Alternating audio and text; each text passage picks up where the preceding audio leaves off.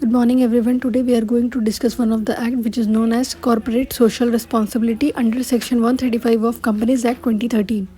It is very much important for Coal India 2025 examination. So let's start this act.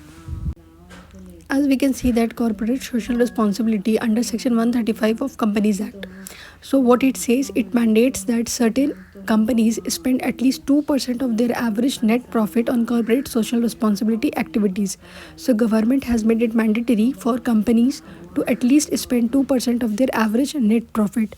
So let's see, requires to establish a CSR committee for companies. It is mandatory for every organization to establish a committee which is especially dedicated for CSR activities. CSIR, what it means by legislation? So CSIR means the voluntary contribution made by companies to a better society and a clearer environment. So government has made it an obligation towards organization to spend some amount in order to create a good society and also to harness their rights towards society. Now let's see CSIR applicability in India. So to whom it applies? It applies to every organization or company fulfilling any of the following conditions in the preceding financial year. So what are the three conditions? So net profit more than 500 crore, turnover of more than 1000 crore, and the third is net profit of more than rupees 5 crore. So these are the three conditions. Any organization which fulfills these conditions will be applicable to contribute towards CSIR activities and CSIR fund. So now we have understood the applicability of this legislation. Now come to CSR policy. So CSR policy elaborates the activities to be undertaken by the company as in Schedule 7th of this Act.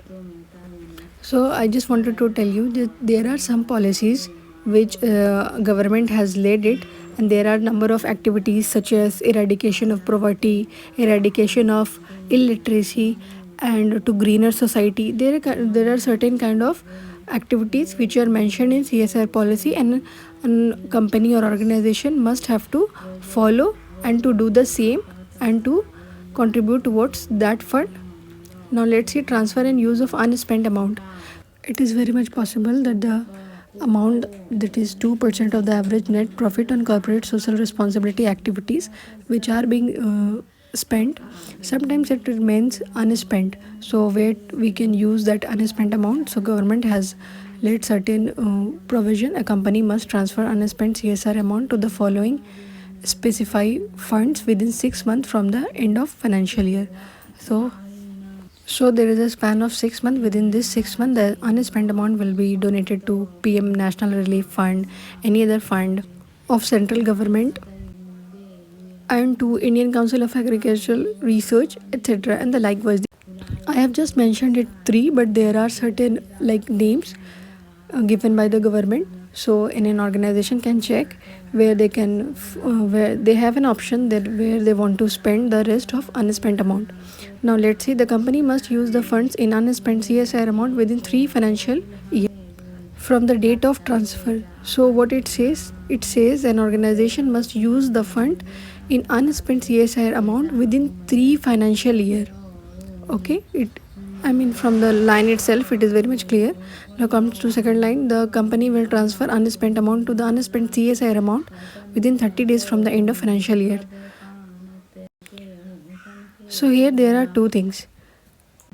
First is use. So within 3 financial years the amount should be used, and also number 2 is transfer. So within 30 days it must be transferred. Now let's see what are the penalties. So whoever fails to comply, so rupees 1 crore or the twice the amount, whichever is less, will be applicable. And every officer who defaults in making this provision applicable to their organization, so rupees 2 lakh or 1/10 of amount, whichever is less. So the penalties is very much clear. Now come to CSI committee formulation.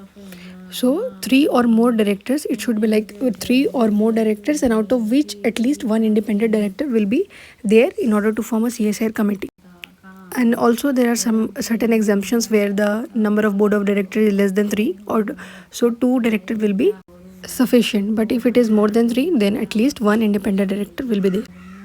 So these are all related to CSR of Companies Act 2013. It is a very small provision. I have tried to make it more easy for you for your understanding. And in the next video, I hope I'll come with an MCQ. Thanks for watching.